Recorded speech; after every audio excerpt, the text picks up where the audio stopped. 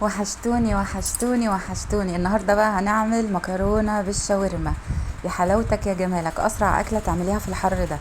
ازيكم حبايبي يا غاليين، عاملين ايه؟ وحشتوني جدا جدا جدا. النهارده بقى هنعمل مع بعض الشاورما. ده صدور فراخ جبتها قطعتها، مالكوش دعوه بالكميه، هقول لكم على مقدار كيلو. كيلو شاورما هيتحط لها كوبايه زبادي، هيتحط لها كيس خلطه الشاورما او بهارات الشاورما. هحط لها 3 ليمونات، هحط لها 3 معالق كبار خل، هحط لها معلقه صغيره توم، هحط لها زي ما قلت لكم مستردة، هحط مايونيز، هحط بهارات فراخ، هحط ملح، هحط بابريكا، هحط كاري، وهحط ملح. حطي البهارات اللي انت عايزاها، اي بهارات انت عايزاها حطيها. خلاص. وبعد كده بتبلها وبشيلها بقى في الفريزر، وباخد الكميه اللي انا عايزاها.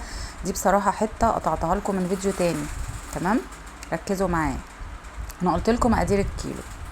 بعد كده هحط شويه زيت وشويه سمنه، وده المقدار اللي انا هعمله دلوقتي. تمام. بنزل بقى بعد ما الزيت والسمنه يسخن، انزل بقى بالشاورما المتبله معايا. كل ما تبلتيها كل ما كانت هتبقى احلى واحلى.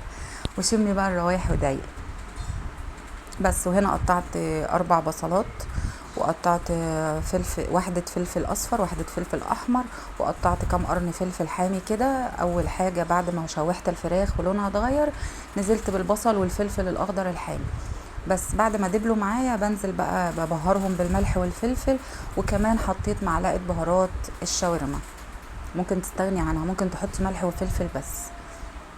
وبعد كده حطيت الفلفل الالوان الاصفر والاحمر بس. وبتقلبي تقلبتين كده لحد ما تحسي ان الخضار بتاعك دبل، بس يكون فيه قرمشه كده، عارفين زي الشاورما الجاهزه كده. وبعد كده نزلت بطماطميه واحده متقطعه جوليان، والبصل كمان متقطع جوليان، والفلفل متقطع جوليان. وعملت بقى جنبها شويه مكرونه. واخر حاجه خالص شويه بقدونس، ده عندي في الفريزر. لو عندك طازه طبعا بيكون فريش، بيكون احلى واحلى.